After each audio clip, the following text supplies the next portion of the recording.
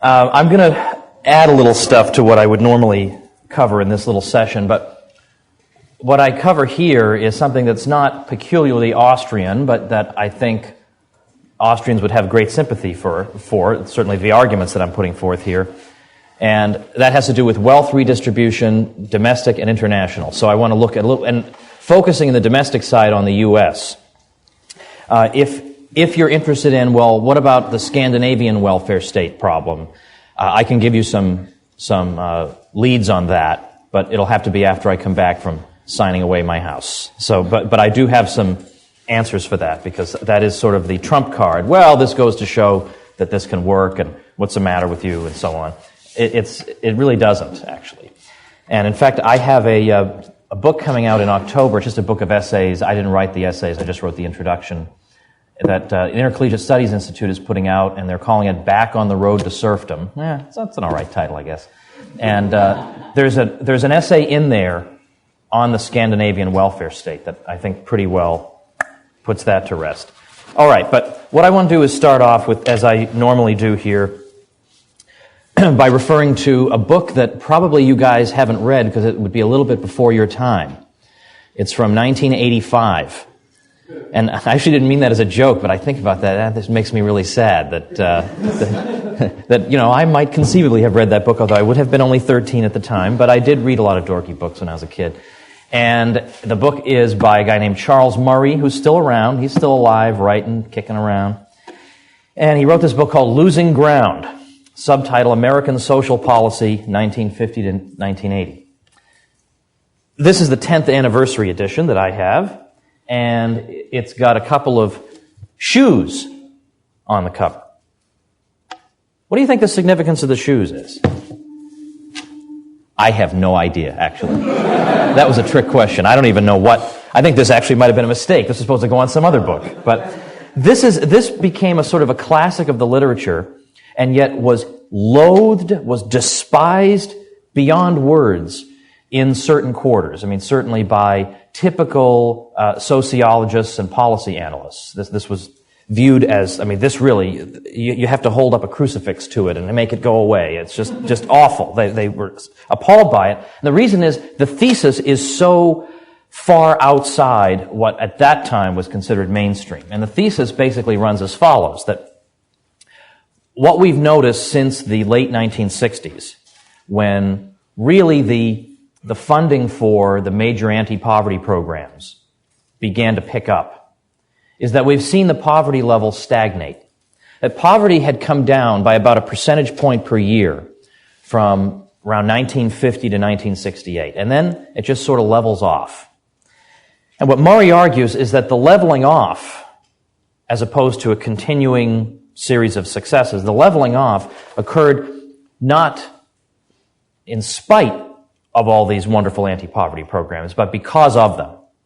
That the anti-poverty programs themselves were responsible for the fact that we were having less and less success against poverty. Now that, as you can, I'm sure, understand, came as some kind of lightning bolt out of nowhere. And what Murray argues here, he gives a lot of empirical evidence to try to bolster his claims, but he also makes a theoretical case at the beginning. That's what I want to at least begin by summarizing. He argues that it's essentially impossible to devise a wealth transfer program that does not produce net harm. And in effect, he's going to challenge the reader. You try and think one up. Think up a wealth distribution scheme that does not, in fact, produce net harm. And we're going to go through and see what he means by that. He says, let's take as an example the undesirable habit of cigarette smoking. Let's say that the government decides it wants to eradicate cigarette smoking, so it's going to devise a program to reward people to stop. Now, you'll see, I think, early on what the analogy is here, because smoking, he's in effect comparing to welfare, because in effect, both things are difficult to wean yourself off once you've started them. All right, so how are we going to do this? Well, we have to come up with sufficient inducement to persuade a smoker to stop. And we also have to identify a class of smokers that would qualify for the program. In other words, we can't reward somebody who's only been smoking for 10 minutes and then give them a reward for stopping. We have to deal with people who are sort of chronic smokers. So he's thinking about people maybe who've been smoking a pack a day for 5 years. And then we have to offer those people sufficient inducement. So $2 to stop smoking would not be enough. But on the other hand, it's pretty clear that $2 trillion probably would make anyone stop. But that can't, this side of Zimbabwe, that can't be done. So what can we do? We got to find some number in between 2 and 2 trillion. Now he decides on $10,000. Now that's back in 1985. So this would be like an astronomical sum. $10,000? Amazing. So $10,000 for quitting smoking and sticking to it for a year. So as I've said, this can't apply to people who just started yesterday. We have to focus on people who have been smoking a pack a day for 5 years. And for the sake of simplicity, we're going to leave aside the possibility might quit and then go back to it or have relapses. We're going to leave that out. So what would happen under this scenario? Well, there are several likely possibilities, all of which would occur simultaneously. For one thing, you'd have people who are in their 4th year and 11th month of smoking. Only an idiot would quit smoking then, right? Keep smoking 1 more month, you get $10,000. So why would you not do it? Why would you not stick with smoking? So they have a very great incentive to continue smoking. What about people who've been smoking 4 years and 10 months? Well, again, not quite as strong, but still a strong incentive to continue. What about people who've been smoking 4 years? You smoke 1 more year, you get $10,000. All right? So in other words, anybody who falls anywhere between 0 and 5 years has some incentive to continue at some varying level of intensity. Now, it's much more difficult to kick the habit once you've smoked for 5 years. So you might even start up smoking because of this program, thinking, well, hey, in 5 years I got 10 grand, so in 5 years I'll just quit. But then when 5 years pass, you realize it's really hard to quit. And what might have seemed like sufficient inducement at the beginning is no longer sufficient once you're hooked on it. Now, what about people who have been smoking a half a pack a day for 5 years? Well, they have, or let's say they have an incentive to up the amount that they smoke, or if they've been smoking 19 cigarettes a day, well, start smoking a pack a day, and then you can qualify for this great reward. Now, you might say, well, are people really going to make decisions on this sort of basis? Are they really going to decide on smoking because of these monetary rewards held before them? Well, yes, I think in many cases they would, and particularly we're talking about the marginal smoker, the guy who, is on the fence, should I smoke or not? And, all the cool people seem to be smoking, but, I don't know if that's enough. It stinks, it's a stinky habit, but gee, $10,000. So in other words, the marginal smoker, potential smoker, might be induced to come on board by a program like this. So here's the difficulty facing the policy analyst. In order to eradicate a problem such as smoking, you have to devise an inducement that would be sufficient to persuade someone to cease the behavior, but yet you can't make the inducement so great that it encourages additional people to begin the behavior so that they can put themselves in the condition that qualifies them for the reward. And it turns out that this is actually very difficult to do. And particularly now when we take this analogy and we apply it to welfare programs, social welfare programs, we see the difficulty, which is that human beings naturally are inclined to seek after their ends with the least possible exertion. And if they can get something for free, they're going to tend to do that. So the problem is that the more you induce them to put themselves in a condition that entitles them to a reward, the more people will put themselves in that condition. And so you will get a larger and larger population qualifying for various government benefits on top of an ever-shrinking pool of productive citizens supplying those benefits. And ultimately, the logic of it leads to a crisis. It doesn't need to, but in practice it tends to. So this is the way Charles Murray himself puts it. He says, if 90% of the population had been smoking for 5 years when the program began, we might still argue that the program would show a net reduction in smoking. But only about 15% of the adult population smokes a pack a day or more. Let us estimate that a third of this number have been smoking at that rate for more than 5 years. If so, our plan has the potential for reducing smoking among 5% of the adult population and the potential for increasing smoking among 95% of the adult population. It is exceedingly difficult to attach numbers to the considerations we have just reviewed without coming to the conclusion that the program as specified would have the net effect of increasing both the number of cigarettes consumed and the number of smokers. Well, then Murray goes on to identify 3 laws.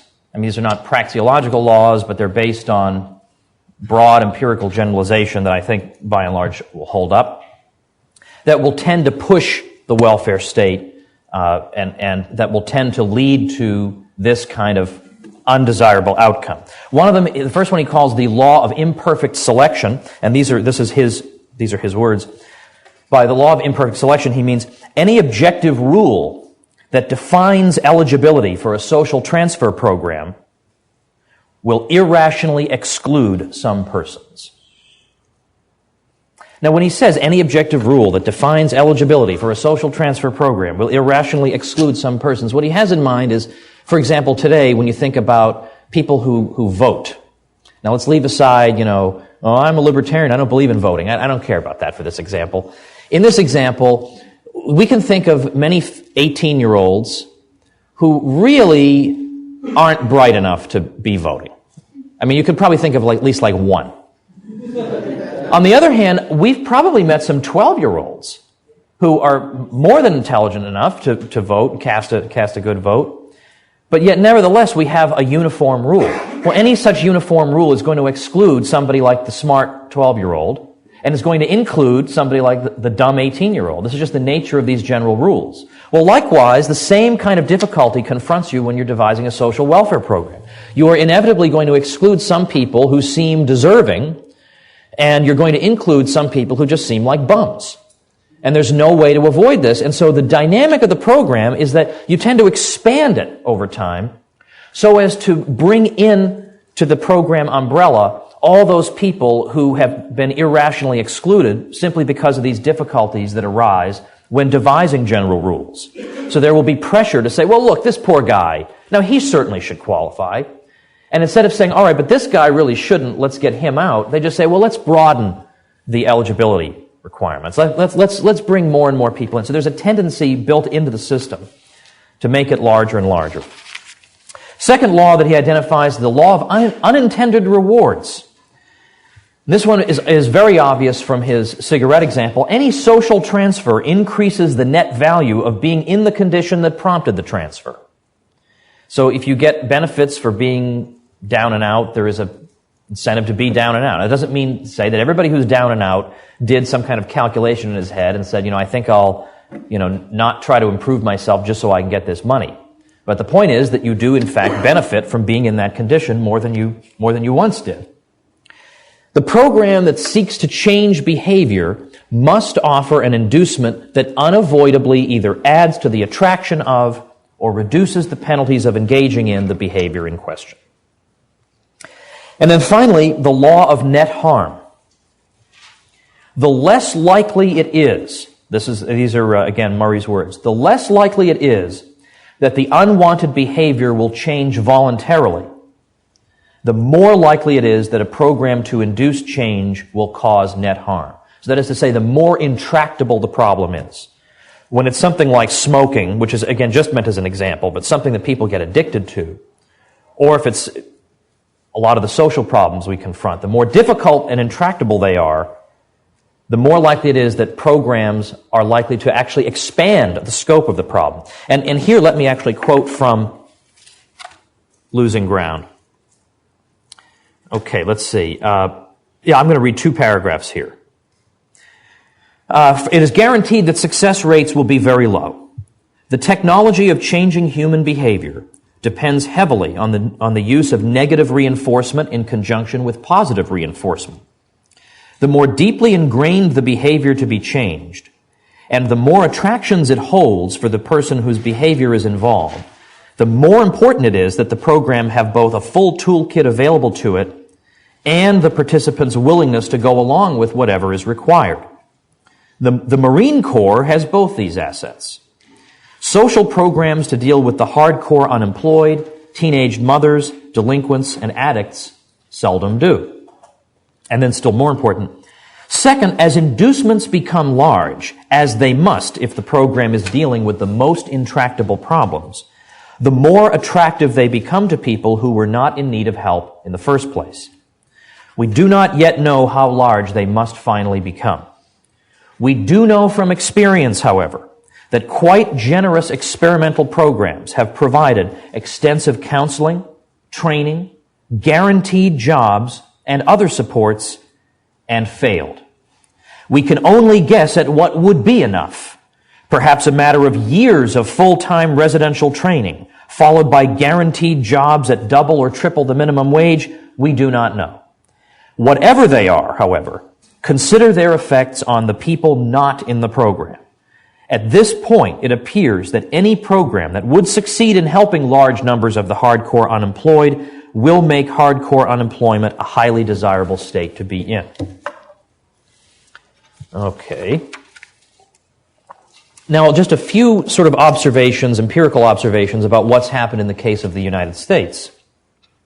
There have been several interesting studies that have been done over the years about trying to isolate what the effects of various forms of welfare programs are on people's willingness to work.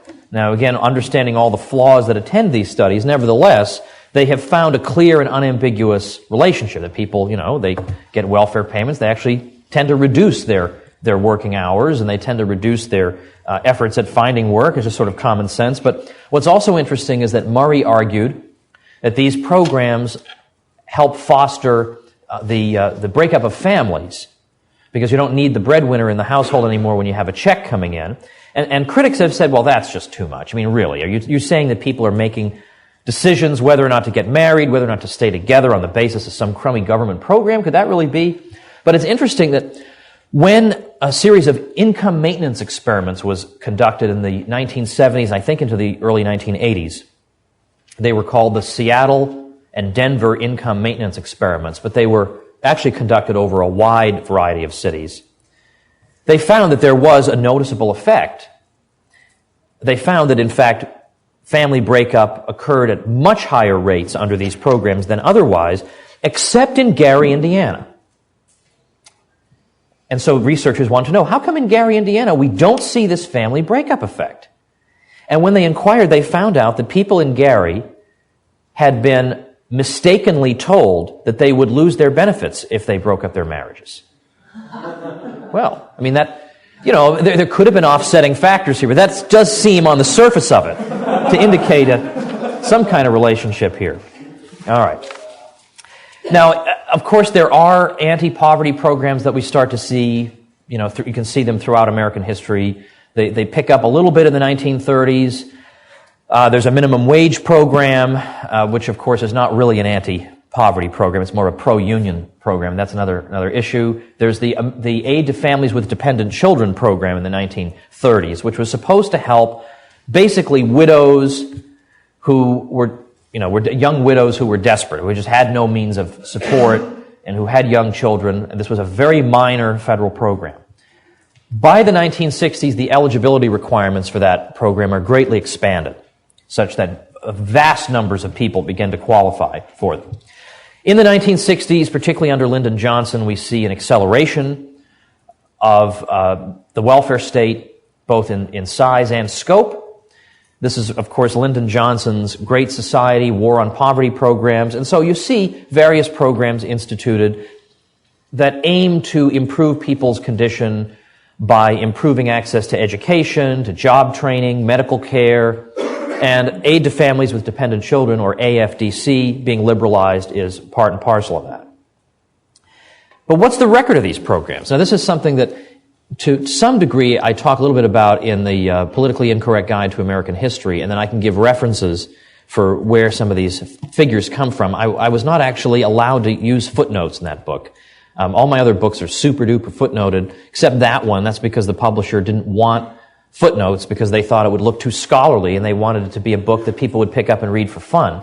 And then after that, all the other ones were allowed to use footnotes. And now it just looks like I am a sinister person who just makes stuff up and then runs away. So if you want to know where this stuff comes from, I can give you all the sources. But one of these Great Society programs involved something called the Elementary and Secondary Education Act in 1965. And Title I of that act specifically earmarks federal spending to education of poor children and increasing resources available to them. But yet it turns out that the billions of dollars devoted to that appear to have had no results, or at least the outcomes are unchanged. The government's own studies found that within a year, any gains that were made were lost by the next year. Like whatever extra you might have learned, everybody seems to have forgot about. By the time they show up for third grade, they forgot what the extra stuff from the second grade. And it seemed like that beyond a certain level, you can just keep, you can have a solid gold school building, you can have a, computer planted in everybody's brain, and ultimately, at some level of spending, you just stop seeing any additional results. And that level seems to be pretty low, that you stop seeing any real results. It seems to be peer influences, home environment, community, all the sorts of common sense things that you think would either encourage or discourage academic excellence seem to trump federal programs. The introduction of Medicaid and Medicare. Medicaid, means tested for the poor, Medicare for the elderly, were also features of the Great Society programs. And when we look at the before and after, we note that the hospital admission rates of poor people at the time, just on the eve of the introduction of these programs, was just about the same. I mean, the poor went to the hospital slightly less, but roughly the same. I mean, not some kind of gross disparity, certainly. And what we also notice is that in the wake of the program, what the program seemed to have done is transferred wealth from middle-class taxpayers to middle-class health professionals. Because what had happened in the past was that medical care was provided to the poor. I mean, this is hard for us to believe. This is like something from Mars or something, especially because most of us weren't alive at the time. But believe it or not, it was taken for granted that as a physician, you have a responsibility to provide low-cost or free medical care to people who desperately need it. And so that was indeed done without any government gun in the ribs. This was done. Everyone understood this as part of the honorable profession of medicine. This, by and large, comes to an end. This is supplanted by these government programs. Well, what's the point of my providing these services anymore if the government's doing it? So that just drops out. So what has been argued, and this is argued in a book by Alan, and you want to say Matusow, but apparently he pronounces it Matusow. Well, that's up to him. But M-A-T-U-S-O-W, Alan, A-L-L-E-N. Alan Matusow has this book called The Unraveling of America, and it's a sort of a history of the 60s. And he's not a free market guy or anything, but he just comes out and says this. He says, it doesn't seem that the amount of medical care, the quality of medical care, doesn't seem to make a huge difference here. Like people were already getting this type of care previously. There's the, and I'll say more about Medicare in a minute when I talk about the situation we're facing right now. Then there's the job training programs. Now, Mark Thornton, who's also a senior fellow here at the Mises Institute, was telling me not long ago about a study that was done of some state, and I don't know if it was Alabama, I can't remember which state it was, but it was a study that was done of the state-level job training programs and how many people went through these programs, finished them successfully, and then found a job in the field for which the program had trained them. And the answer was one. One person in a year met all those requirements, which it doesn't seem like I was arbitrarily trying to make this difficult for them to jump through, these hoops. Well, likewise, the federal job training programs, what's funny is that the federal government doesn't actually know how many job training programs it has. When they were asked about this, you get all different answers, 24, 12, 30. Like, you don't actually get the same, like, they don't even know. Like, no one's even checking. But the Job Corps was the major one. This one's still around in spite of the fact it has exactly zero to show for itself. But since most people don't know that, politicians just boast that, hey, I increased Job Corps spending for my constituents here. All right, well, it turns out that the amount of money that's spent on a Job Corps recipient would send that person to Harvard for a year. And yet, when they've looked at what were the results, well, they compared the results of people who went through the Job Corps program to people who were accepted into the program, so met the requirements, but never showed up. So it turns out that people who went through the program successfully, compared with no-shows, there's no difference in terms of the wages they ultimately get for the jobs they get. There's no difference at all. So all this like it has nothing whatsoever to show for it. And we don't even need to talk about the stabbings, the riots, the things I don't even want to mention in this room. That's not even necessary to talk about that. Just on the face of it, the numbers. But it's also worth noting that 2/3 of people who got into the Job Corps, like you're accepted into this free job training program, this is going to give you skills to go out there and get a job, 2/3 of the people didn't even bother to finish it.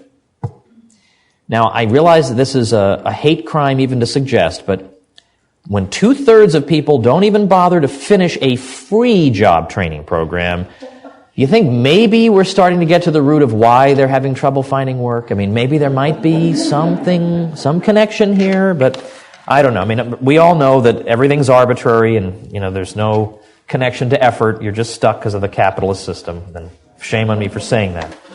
All right. Now then in 1996, we had I think it was 96, Bill Clinton got rid of the AFDC program and replaced it with TANF, Temporary Assistance for Needy Families, which puts a 5-year cap on how long you can be on it, and it gives the states more leeway in administering these programs.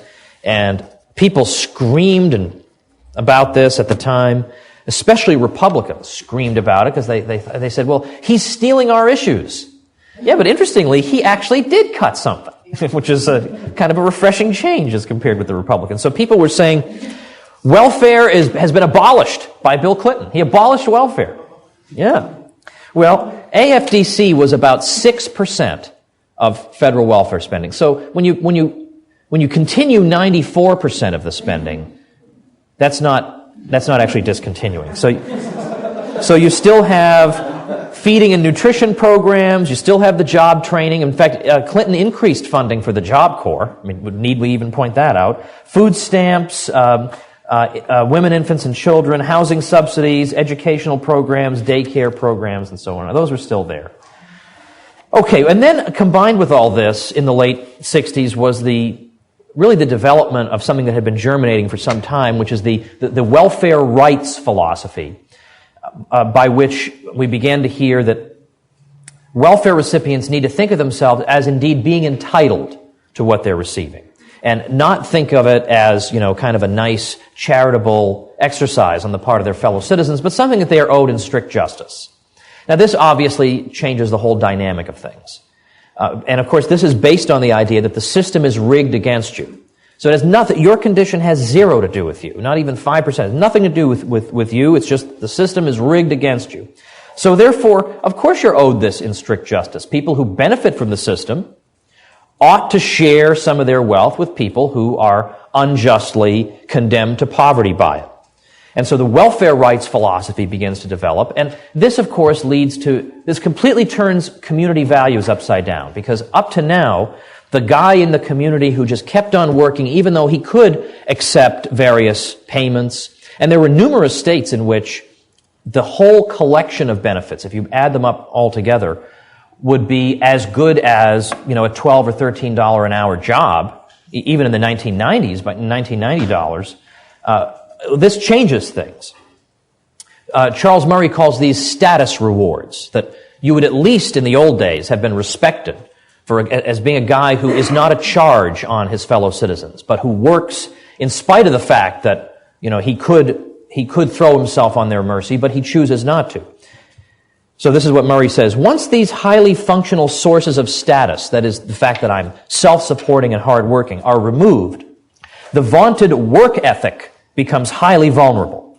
The notion that there is an intrinsic good in working, even if one does not have to, may have impressive philosophical credentials, but on its face it is not very plausible, at least not to a young person whose values are still being formed. To someone who is not yet persuaded of the satisfactions of making one's way, there is something laughable about a person who doggedly keeps working at a lousy job for no tangible reason at all. And when working no longer provides either income or status, the last reason for working has truly vanished. The man who keeps working is, in fact, a chump. Now, some people have tried to argue that the explosion in welfare cases had nothing to do with the welfare rights philosophy, the expansion of eligibility requirements, but simply a lack of jobs. What do you expect these people to do? There aren't any jobs. Fred Siegel writes, talk to intelligent urbanites in New York, Los Angeles, or Washington about welfare, and almost the first thing they'll tell you is that people are on welfare because of an absence of jobs. When you point out that the welfare explosion in America not only began in New York, but also coincided with the great economic and jobs boom of the 1960s, when black unemployment in the city was running at 4%, about half the national average for minorities, they look puzzled and tend to change the subject. New York City was very liberal in its welfare policy in the 1960s. Between 1945 and 1960, on the eve of this liberalization, in that 15-year period, the number of people on welfare in New York City grew by 47,000. But over the next 5 years, through 1965, it grew by more than 200,000 in just that 5-year period. And by 1971, after we have just experienced one of the most prosperous periods in U.S. history, there were 1,165,000 people on welfare in New York City, which at that time was larger than the entire populations of 15 states. Also, in the prosperous 1980s and 1990s, jobs available in great abundance, and yet the poverty level still stagnates. Well, maybe these jobs are too difficult. They require skills that most people don't have. Well, jobs requiring basic secretarial skills were going unfilled for lack of qualified applicants. Some very good paying jobs required little more than that the applicant understand the concept of 75%, and be able to divide 100 by 4. Now, these are people who got 12 years of free so-called education, at least, and I guess plus kindergarten. You got all these years of... Now, if education had been privately funded, and the result was a potential labor force this pathetic, well, of course, we'd never hear the end of it. Well, this goes to show why we need government education. Like, there's no way they can lose. Like, they win no matter what happens. If it stinks, they win. If it's good, they win. All right, well, anyway, I want to just finally say, before saying something about the international level, something about the condition of things now, because we hear all these fantastic numbers regarding unfunded liabilities, which are tied to programs like Social Security and Medicare.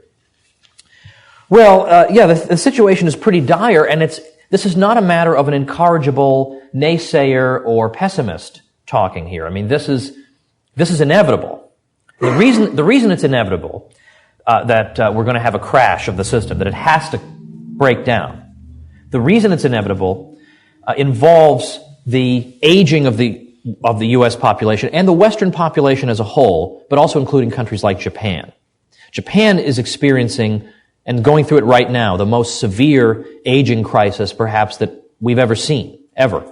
And what I'm talking about is that we've got a lot of countries that are not reproducing at replacement level. Replacement level means keeping the population stable without immigration, so that the native population can reproduce itself and stay stable.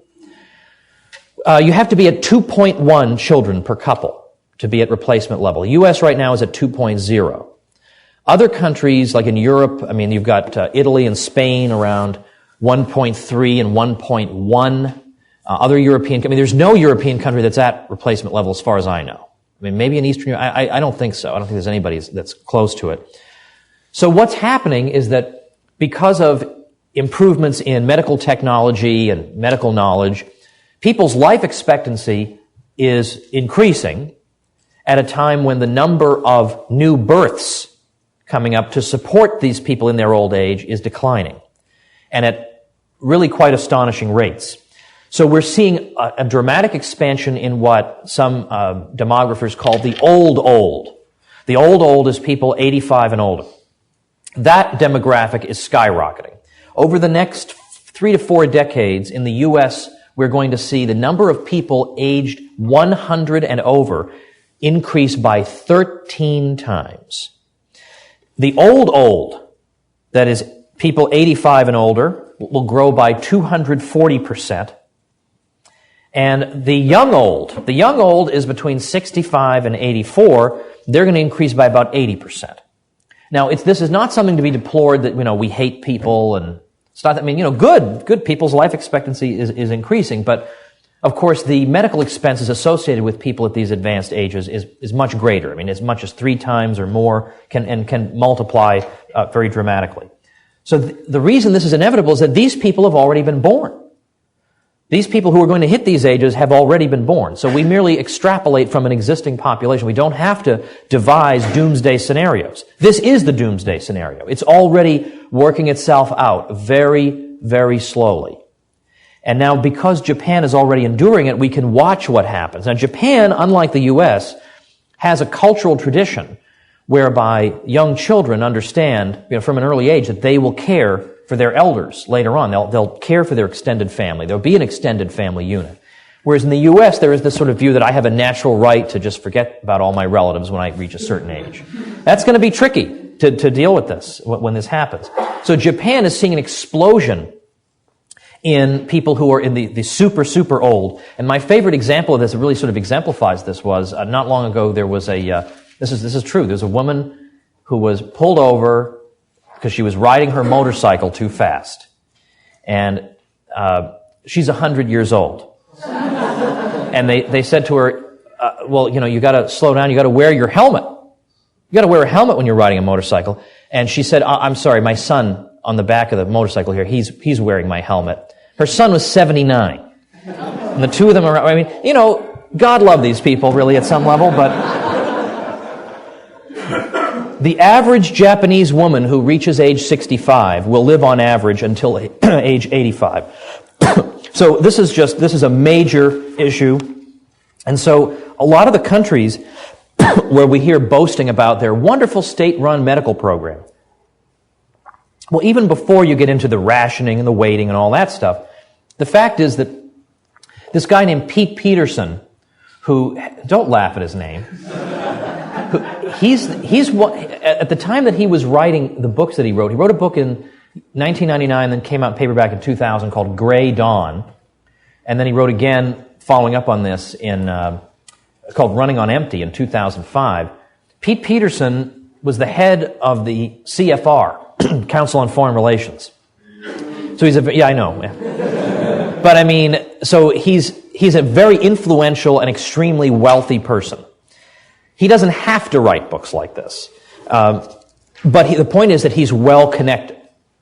So I believe him when he tells me that he's spoken to people running the treasuries in various major countries around the world, particularly in Europe, and they have said to him, yes, this is a train wreck. And it is going to happen. Everything's going to explode. Yes, our much vaunted medical systems, of course, are going to be overwhelmed. Of course we can't cope with this.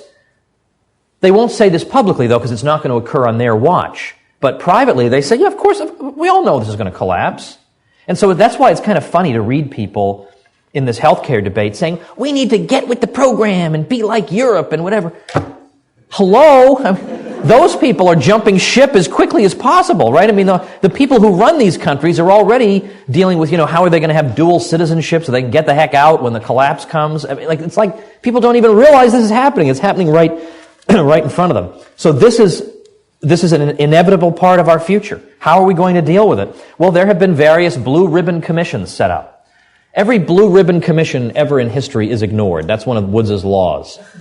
All blue ribbon commissions are ignored. Now, it's like Rothbard's laws in that once in a while there's an exception, but by and large, blue ribbon commissions are ignored. So every 15 years since about 1955, we've had a blue ribbon commission about military acquisitions and how shot through with corruption they are and price inflation that goes on, and we got to do something, and every 15 years they have the same recommendations. None of them ever get done. Everyone forgets the Blue Ribbon Commission until 15 years later. Well, same thing with this. They've tried and tried and tried.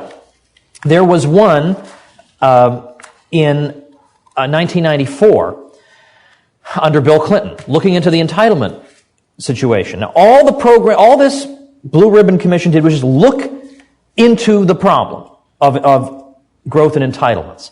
Because right now, according to Richard Fisher, who's the head of the Dallas Fed, the unfunded liabilities, we're looking at a figure of nearly $100 trillion. Now that, that's not going to be paid. Like that, that's just not going to happen. So in 1994, there was this look at, well, what exactly should be done? So the Commission just prepared a report detailing the cost projections for the various entitlement programs. Before reforms were even proposed, all they had done was publish cost projections. The people on the Commission had received 350,000 pre-formatted, outraged postcards from seniors. So no matter how completely impossible it is to maintain benefit levels where they are, and no matter how unjust it is to the younger population, the issue can't even be discussed. Nice. Now again, I don't mean to disparage all people who are older, but I am reminded of the Simpsons episode where Grandpa's walking down the street talking about the Democrats and all these young people all wanting a handout. What's the matter with them? And he then shows him walking into the Social Security office, and he says, "I'm old. Gimme, gimme, gimme." All right. Let me take my remaining bit of time to say something about what has happened with regard to wealth distribution on an international level, like foreign aid and all this.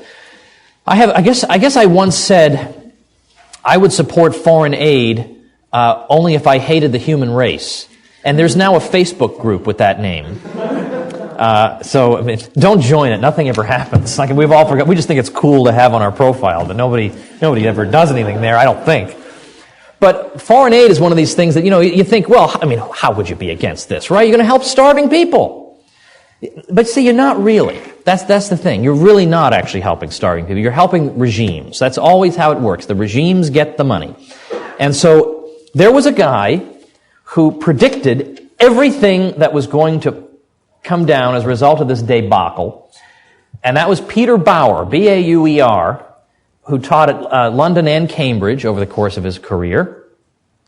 He won a major award and honor in the 1990s, the Milton Friedman Award, which carries, I think, a $500,000 prize because he had been vindicated. And then I think he dropped dead like almost immediately, like almost right after. So the poor guy, right, his whole life, people spit on him and say, "Oh, you hate the poor." Then finally he persuades everybody, but at least he lived to see that people were suddenly saying, maybe these programs don't really work so well, but no one could have predicted that they would work so badly. That's the other refrain, right? Whenever there's a big failure, the refrain will be, no one could have predicted this. So we all know that's true of the current situation. Well, they all said this. The New York Times in the 1990s, yep, these programs had the best of intentions, but they just didn't work. But you can't blame us because no one could have seen it. And meanwhile, Bauer's in the back of the room going, "Hello? I mean, right here. I mean, what do you think I've been doing my whole freaking career, you idiots? Trying to talk to you people." So that actually, I'm sorry to have a digression, forgive me, but it actually does remind me of Robert Conquest, the great British historian of the Soviet Union, who had been writing about the crimes of communism, and he had been excruciatingly, he'd just been condemned and excoriated by the left for exaggerating these crimes. And so when the updated edition of his book, The Great Terror, was going to be published, the publisher asked him, "Would you like to update the title as well?" And he said, "Yes, I'd like to call it, I Told You So, you blanking fools." That's what he wanted to name the new edition. So Bauer could have named any of his books this. So anyway, so we go through and we see the World Bank, the IMF in the 1990s, they're all admitting that these things have been a disaster, that poverty has gotten worse, that if you look at the countries that have improved, they're the ones that have been weaned off foreign aid. If you look at Taiwan or Chile or just look all around the world, look at Hong Kong, fantastic prosperity, even though some of these places have no natural resources to speak of. They've, just from an absolute standard point of view, seem to have shortages of things and water and energy sources, and yet they're flourishing. So, what the heck is going on here?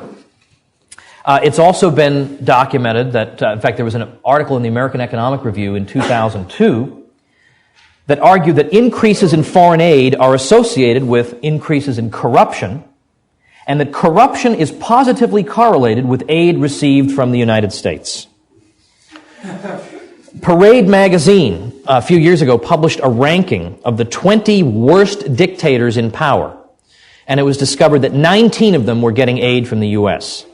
But the thought was, well, but they're going to put this to good purposes, you see. The money, it says in the memo part of the check, give this to the people, right? It's right in there on the check. So surely, and in fact, it didn't actually turn out. What in fact happens, these regimes, as you could predict, they build up fiefdoms, they reward their own favored constituencies, kind of like they do here in this country. But the point is that it actually entrenches them in power. It doesn't actually, it allows them to delay necessary reforms because they can give the external appearance of prosperity. They can invest in white elephant sort of industries, like industries where there's no hope that their country could ever compete. But hey, look at this giant factory. That's really great. Like the biggest factory on the whole continent. And we bought it with the money that we got. Okay. Well, given that now we're seeing this, what was it that Peter Bauer was saying? What was he warning about? How did he know that this was going to end in tears? How did he know that in case after case after case of foreign aid recipients, the result was going to be stagnation or worse poverty, growing corruption, hopelessness? How did he know this? Well, for one thing, he evaluated and scrutinized the arguments that were made on behalf of these programs and found that none of them held up. The most common one was called the vicious circle, not cycle, but vicious circle of poverty. Basically went like this. We all know that you want to have capital investment in your country because the more capital you have per capita, the higher the real wages that people will enjoy. So you want to engage in capital investment to the extent possible. But you're going to need to save first. Investment comes out of savings. You need high savings rate that can make possible the investment, that makes possible increases in prosperity, that makes possible further additions to the stock of savings, which makes possible further capital accumulation in a virtuous cycle of prosperity. But what happens when you start off dirt poor? You don't have the accumulated savings. You can't ever get the cycle going. So you have low capital investment, which means low wages, which means a low ability to save, which means low capital investment, and it goes on in a vicious circle of poverty. And so this is why we need foreign aid, because foreign aid will break into the circle. Because this will give the infusion of capital that these countries need. That's the argument. Well, one of the main answers that Bauer gave to this was, well, if that's true, how did any country ever become prosperous? Weren't they all stuck in a vicious circle of poverty initially? When mankind first appeared on this earth, it wasn't like there was already one rich country who could then lend or give money to the other ones. They're all poor. So unless, green spacemen came and lent money to the first one, how did the first one ever get rich? In other words, why aren't we all still in the Stone Age? And Bauer said that. If your argument about the vicious circle is correct, we should all still be in the Stone Age. But we're not. Therefore, your argument is wrong. He says, there is not a single instance in history when external donations were required for the economic development of a country. Economic prosperity, he said, depends on people's attributes, attitudes, motivations, mores, and political arrangements. And part of that, of course, is cultural beliefs. If you believe in fatalism, you're not going to believe in entrepreneurial risk-taking and so on. If the conditions for development, this again is Bauer, other than capital are present, the capital required will either be generated locally or be available commercially from abroad to governments or to businesses. That's how they'll get it. But if the required conditions are not present, then aid will be ineffective and wasted. Then, of course, there are institutional factors at work. Obviously, if entrepreneurship is blocked at every turn, this is going to lead to poverty. So, for example, Hernando de Soto, whose book, The Mystery of Capital, I don't like at all, but whose book, The Other Path on Peru, has got some valuable insights, because he points out, studying Peru, why is Peru so poor? He says, well, if you want to start a small clothing factory in Peru, here's all you have to do.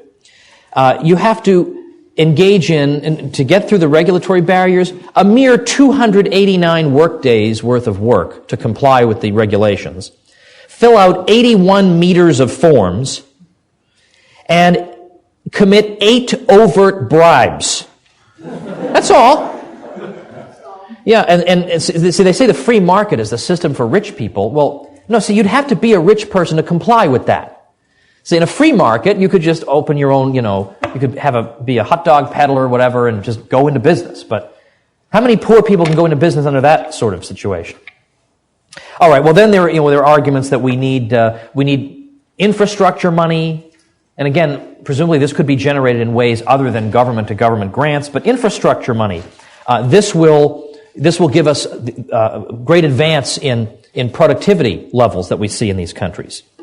Jeffrey Sachs, who was at Columbia, yeah, indeed, yes, Jeffrey Sachs, whom in a less professional environment I once referred to as a fathead, but today this is a purely just on the level kind of presentation, but because he was on a great, he got smacked down by some great hedge fund guy, but we'll talk about that later.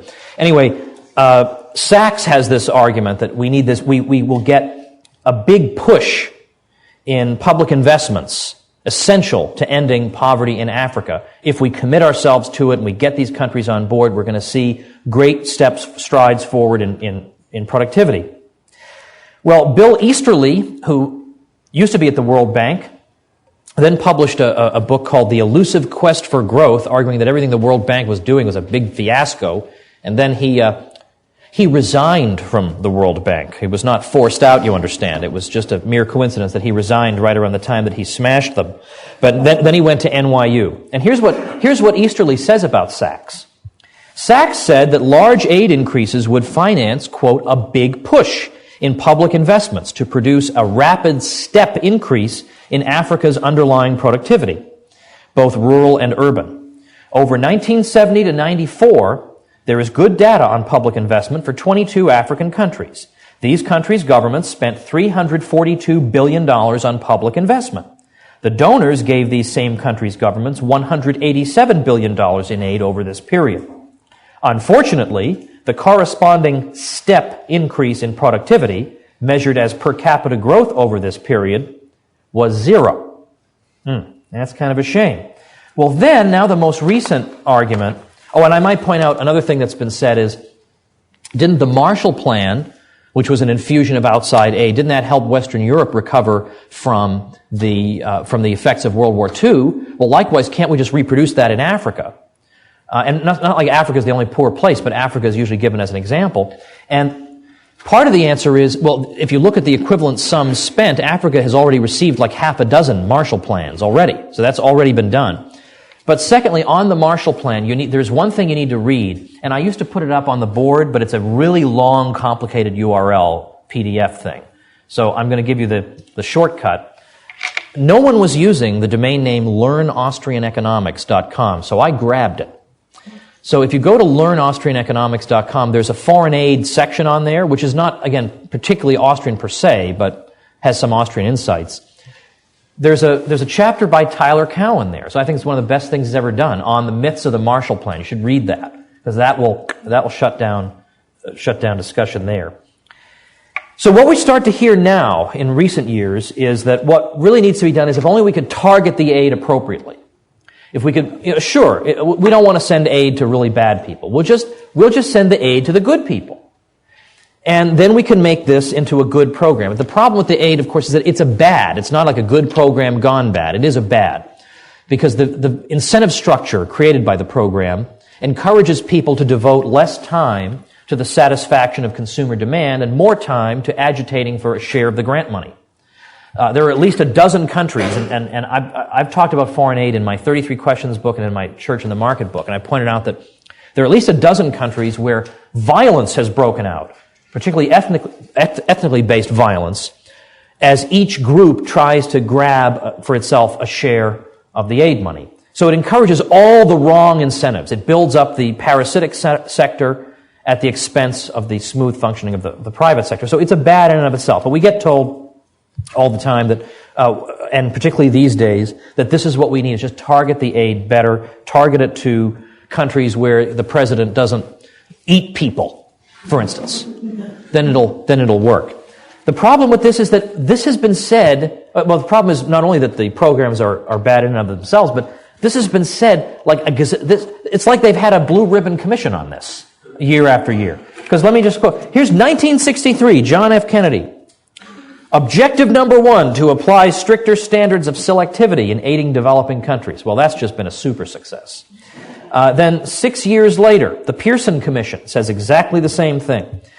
In 1985, the Casson Development Committee Task Force on Foreign Aid, parentheses, which will have no effect on anything.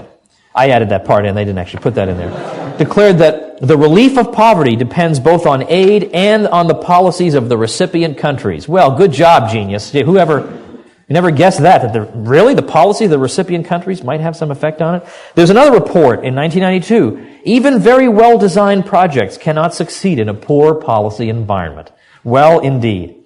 And yet, these things have consistently been failures. And yet, if you look at where in the world do we see prosperous countries? Well, we see them in places where property and contract rights are relatively secure, and in places where those things are not secure and they're constantly being invaded by the state apparatus, you see poverty.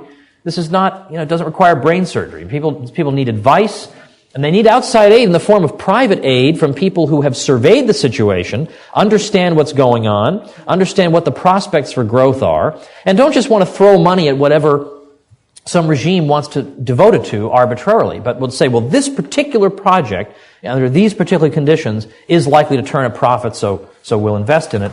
There really is no substitute for that. Finally, in the Journal of Economic Affairs, we have this, I think, useful insight.